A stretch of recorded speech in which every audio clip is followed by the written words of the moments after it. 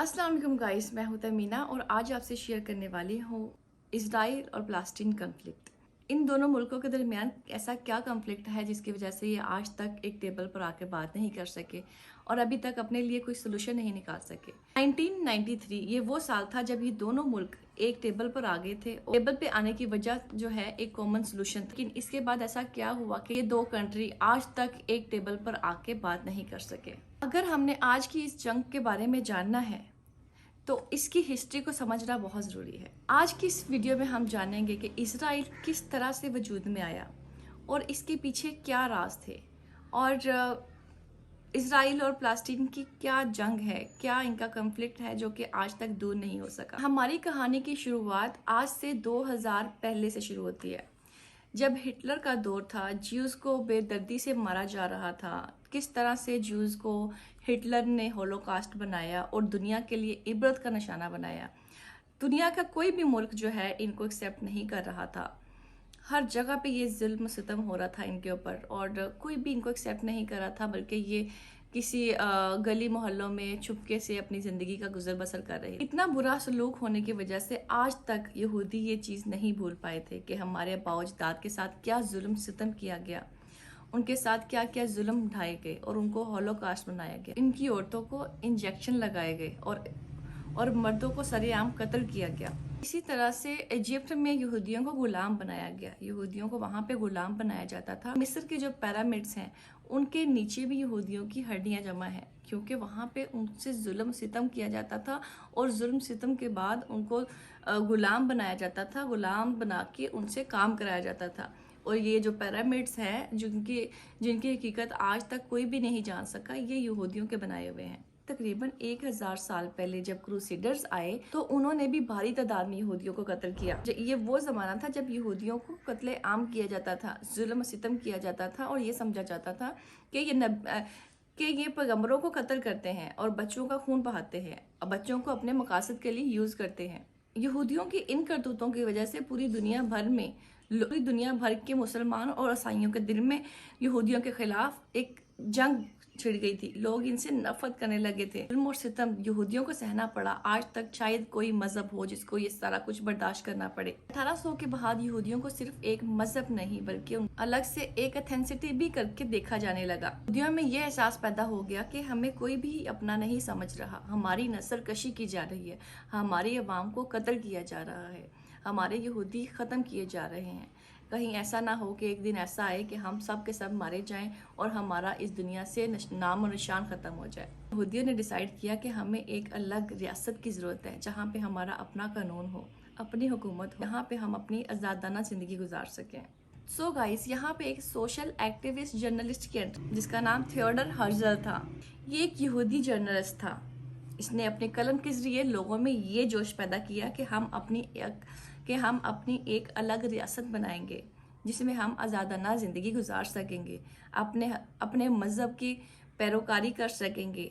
1886 में इसने एक मूवमेंट शुरू की जिसका नाम ज़ियोनिज़्म था।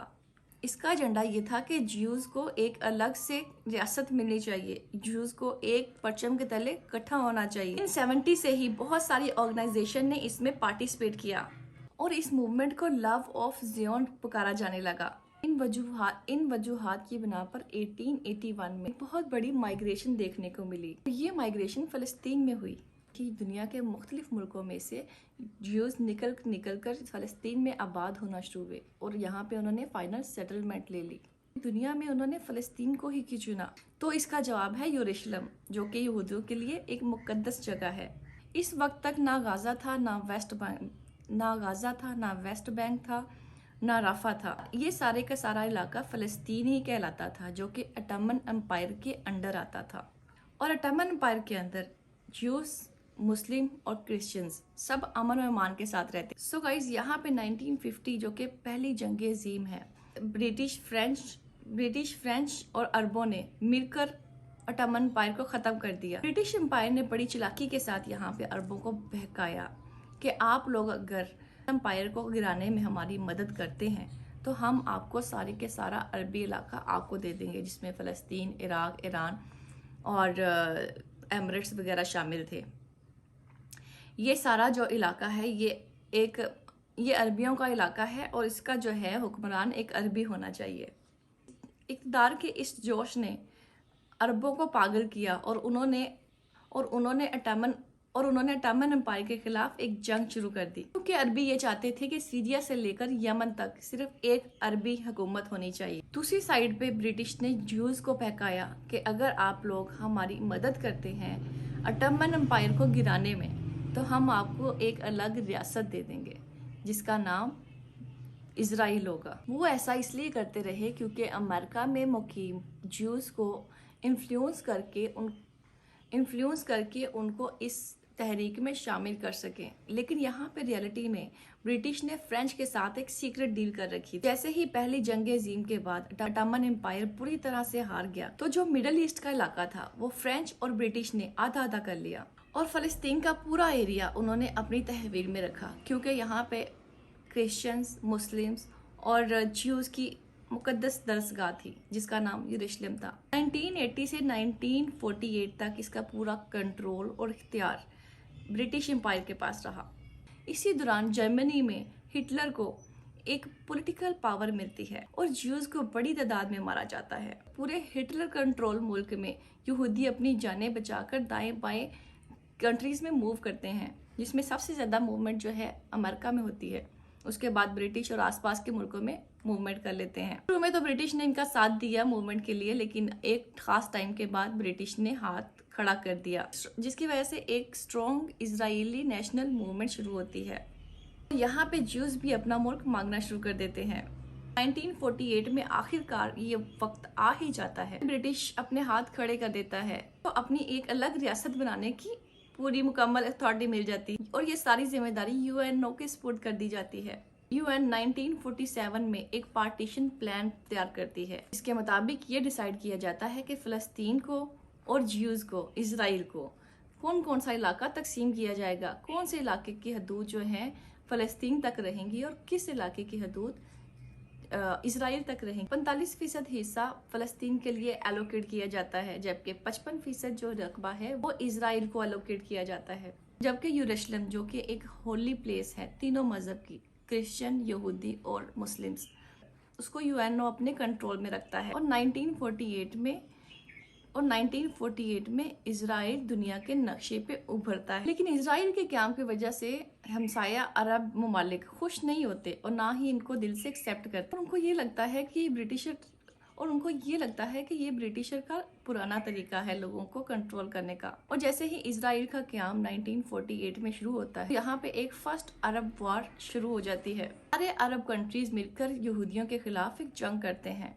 5 अरबी मुल्कों के खिलाफ एक छोटा सा इज़राइल जंग करता है। उनको ये बात बहुत अच्छे से याद है कि किस तरह से उनको हॉलोकास्ट बनाया गया, पूरी दुनिया में जुल्म सितम का निशाना बनाया गया, उनको मजदूर बनाया गया, गुलाम बनाया गया, किस तरह से उन्होंने सर्वाइव किया और आखिरकार अब उनको एक अलग मुल्क मिल गया है, तो उसके खिलाफ किस तरह जानो माल पर खेल के मुल्क को बचाना है। गाइस, यहाँ पे आपको सुनकर हैरानी होगी कि ये जंग इज़राइल जीत गया। 1949 में ये जंग जीतने के बाद इज़राइल फ़लस्तीन के कुछ इलाके के ऊपर कब्जा कर लेता है, एरिया इजिप्ट, जबकि वेस्ट बैंक का एरिया जॉर्डन के पास आ जाता है। 1948 में एक तहरीक शुरू होती है जिसका नाम पैलेस्टीनियन एक्सोडस रखा जाता है, जिसके तहत तकरीबन 7.5 लाख फ़लस्तीनियों को रेफ्यूजी बनना पड़ता है। वो पास के ही अरब कंट्रीज़ में मूवमेंट करते हैं, क्योंकि जंग के दौरान उनका जान माल, घर, हर चीज़ तहस नहस हो जाती है, सब कुछ बर्बाद हो जाता है। 7.5 लाख लोग नकल मकानी करके मुल्क छोड़ जाते हैं। सो गाइस, 1967 में सेकेंड अरब वॉर शुरू हो जाती है। इसका ड्यूरेशन 6 दिन का होता है और इसको भी इज़राइल आसानी से जीत जाता है। इस जंग के दौरान गाज़ा, वेस्ट बैंक और इजिप्ट के बहुत बड़े एरिया के ऊपर कब्जा कर लिया जाता है। यहाँ पे फ़लस्तीन एक अलग इंडिपेंडेंट मुल्क चाहते हैं, जिसकी वजह से 1964 में एक फाउंडेशन का क़याम होता है। इस फाउंडेशन का नाम PLO रखा जाता है, इसका मतलब है पैलेस्टीन लिबरेशन ऑर्गेनाइजेशन। इस मूवमेंट का मकसद अपने मुल्क को जंग करके वापस लेना होता है, अपने हथियार और अपना मुल्क, अपनी जान। इस मूवमेंट की वजह से यूएनओ और इज़राइल फ़लस्तीन को एक टेररिस्ट कंट्री डिक्लेयर कर देता है। इसी तरह से सिलसिला चलता जाता है और 1973 में थर्ड अरब वॉर शुरू होती है और 1974 में पीएलओ को एक्सेप्ट कर लिया जाता है एज अ ऑर्गेनाइजेशन। इनको एक नेशनल असेंबली का मेंबर समझा जाता है जो कि अरब प्लास्टीनियंस की नुमाइंदगी करता है। 1979 में इजिप्ट और इसराइल की एक टेबल कॉन्फ्रेंस होती है जिसके दौरान इजिप्ट सबसे पहला मुल्क होता है जो कि इसराइल को एज ए इंडिपेंडेंट रियासत एक्सेप्ट करता है और इस वजह से इसराइल को कब्जा शुदा रकबा वापस दे दिया जाता है जो कि उन्होंने सेकेंड अरब जंग में खो दिया था। 67 से लेकर 1980 तक 10 साल का टाइम गुजर जाता है कि इसराइल ने गाजा और वेस्ट बैंक के ऊपर अपना कब्जा जमा रखा है। हुकूमत की सपोर्ट की वजह से उसको कॉलोनीलाइज किया जाता है। वहाँ पे लोग आके रहना शुरू कर देते हैं। यहूदी लोग जो कि गरीब होते हैं वहाँ पे आके फ्री रहना शुरू कर देते हैं, अपने घर बनाते हैं और अपनी कॉलोनीज डेवलप करते हैं क्योंकि उनके शहरियों का मानना ये है कि ये हमारा कंट्री है और ये हमारी जगह है, यहाँ के हकदार हम हैं और हुकूमत इस चीज़ में उनको पूरा सपोर्ट करती है। हुकूमत की सपोर्ट के बगैर वो ये काम नहीं करते। सो गाइज, ये जो भी सेटलमेंट होती है ये यूएनओ के प्लान के अगेंस्ट होती है। सो यहाँ पे यूएनओ इस प्लान को एक्सेप्ट नहीं करता क्योंकि ये कब्जा शुदा जगह है। 1992 में इसराइल के नए प्राइम मिनिस्टर जिनका नाम यिtzhak रबिन है, इनके मुताबिक पीएलओ एक टेररिस्ट मूवमेंट नहीं है, एक टेररिस्ट ग्रुप नहीं है, बल्कि वो अपना एक अलग कंट्री चाहते हैं और एक इंडिपेंडेंट रियासत चाहते हैं जिनके ऊपर यहूदियों ने कब्जा कर रखा था।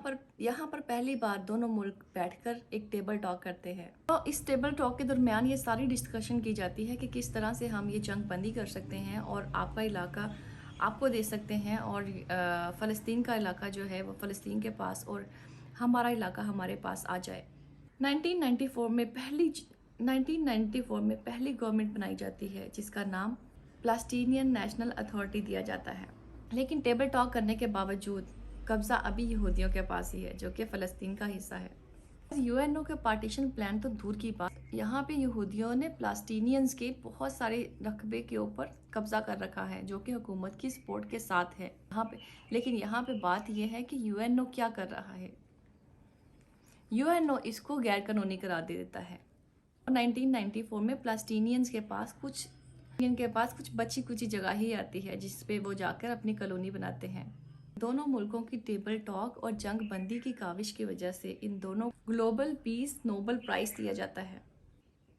सो यहाँ पे 1995 में यहूदी ज़ायनिस्ट मिलके अपने प्राइम मिनिस्टर का कत्ल कर देते हैं सिर्फ इस वजह से कि उन्होंने फ़लस्तीन के साथ टेबल टॉक किस तरह से कर ली। वो हमारे दुश्मन हैं, वो हमारे मज़हब के दुश्मन हैं। उनकी जान और खून के साथ खेलना हमारा मज़हब है, उनके साथ तो हमने खेलना है। उनके साथ हम किस तरह से मुज़ाकरात कर सकते हैं, क्योंकि ज़ायनिस्ट का ये ख्याल है कि वो ग्रेटर इसराइल बनाएंगे जिसमें फ़लस्तीन का कुछ इलाका, कुछ अरब कंट्रीज़ का इलाका और कुछ टर्की का और डिफरेंट एरियाज़ जो हैं उन्होंने निशानदेही की हुई है जिसको वो मिलके ग्रेटर इसराइल बनाना चाहते हैं। इस ज़ायनिस्ट की वजह से हालात ख़राब से ख़राब होते जाते हैं और ये जंग दिलों ही दिलों में भड़कती जाती है। 1987 में हमास ग्रुप का क़यामत और इसका मकसद इसराइल को इस दुनिया के नक्शे से मिटाना होता है। दूसरी तरफ यहूदी ज़ायनिस्ट फ़लस्तीन को ख़त्म करना चाहते हैं। ये दो इंतहा पसंद पार्टीज़ हैं जो कि आपस में जंग करना चाहते हैं। 2002 में काफ़ी वायलेंट प्रोटेस्ट देखने को मिलते हैं जिसमें 100 से ज़्यादा यहूदी मारे जाते हैं, दंगे फसाद और कत्लेआम होता है और सिक्योरिटी रीजंस की वजह से इसराइल अपने रहायशी इलाकों को चेक पोस्ट लगा देता है। यहूदियों के इलाके हैं वहाँ पे प्लास्टीनियंस नहीं जा सकते। यहाँ पे प्लास्टीनियंस का रहना और भी मुश्किल कर दिया जाता है क्योंकि वो अपने पुराने रकबे के ऊपर आके रह रहे होते हैं, लेकिन जहाँ पे यहूदियों ने पहले से ही कब्ज़ा करके ज़मीनें आबाद कर ली थी। यहाँ पे 2006 के इलेक्शंस में हमास ग्रुप पीएलओ के अगेंस्ट जीत जाता है और 2007 में प्लास्टीनियंस और हमास ग्रुप के दोनों ग्रुप्स के दरमियान इंतहाई लड़ाई होती है और इस जंग को बैटल ऑफ गाजा का नाम दिया जाता है। फ़लस्तीन दो हिस्सों में तकसीम हो चुका है। गाजा में हमास का कंट्रोल है और वेस्ट बैंक के ऊपर पीएलओ का। आजकल जो हमें जंग देखने को मिलती है वो है गाजा में जो कि हमास के कंट्रोल में है, जबकि वेस्ट बैंक जहाँ पे पीएलओ का कंट्रोल है वहाँ पे ये जंग नहीं है। यहाँ पे आप अपनी राय का ज़रूर इजहार कीजिए कि इसका सोल्यूशन क्या है, इन दोनों कंट्रीज़ की कॉन्फ्लिक्ट का क्या सोल्यूशन निकाला जा सकता है PLO और हमास ये दोनों किस तरह से इस जंग को जीत सकेंगे, और वहाँ पे दूसरी साइड पे यहूदी ज़ायनिस्ट वो किस तरह से इसको ग्रेटर इसराइल बना सकेंगे, और इन दोनों के दरमियान में UNO का किरदार क्या है, इससे रिगार्डिंग अमेरिका ने क्या इकदाम किए हैं। पार्टीशन को अगर देखें तो पार्टीशन किस तरह से हुई है, पार्टीशन के मुताबिक जो प्लान था उसके मुताबिक तो पार्टीशन नहीं हुई। लिहाजा जो टेररिस्ट है, यहाँ पे टेररिस्ट तो वो कंट्री होना चाहिए जो कि कब्जा कर रहा है और नाजायज़ जगहों के ऊपर अपनी कॉलोनी आबाद कर रहा है। यहाँ पे किरदार आता है UNO का। UNO को अथॉरिटी होनी चाहिए कि वो पूछे कि यहाँ पे किस तरह से इन्होंने अपनी कॉलोनी बनाई है। सो गाइज, यहाँ पे हम ये कह सकते हैं कि पूरा आलमी माशरा आशा देख रहा है पे बच्चे, बूढ़े, मजलूम औरतें जो जुल्म का निशाना बन रहे हैं, उनको किस तरह से तहफ़्फ़ुज़ किया जाए, उनके लिए हम दुआ गो हैं। आप भी दुआ कीजिए, अल्लाह ताला इन सब के हक़ में बेहतर करे और ये जो ज़ायनिस्ट हैं इनको इनकी मौत ही मारे। आमीन।